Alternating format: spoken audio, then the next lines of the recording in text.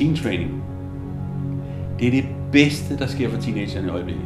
8. klasse går til teen training, og det har vi gjort de sidste 15 år. Haft unge mennesker igennem en 8 måneders periode, hvor vi kommer til at lære Gud bedre at kende, og de kommer til at lære sig selv bedre at kende.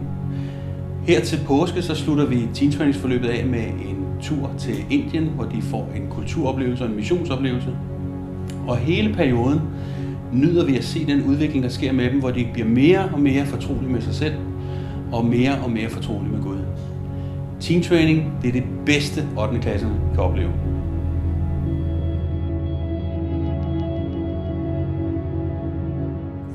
Så en stald med en masse skovdyr.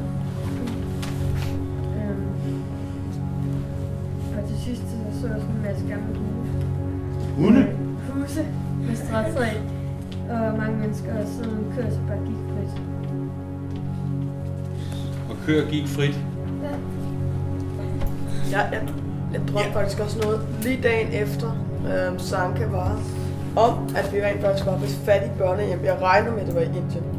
Et meget fattigt, hvor der var, jeg tror det var rigtig mange børn, der delte om den samme seng, og det var utroligt kummerlige forhold og alt det der.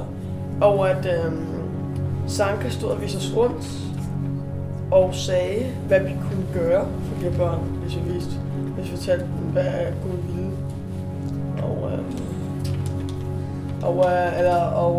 At vi kunne ændre deres liv, og vi kunne faktisk godt vi kunne ændre en hel masse folks liv, hvis vi begyndte at starte og plante et lille frø, så kunne det vokse op til et stort træ.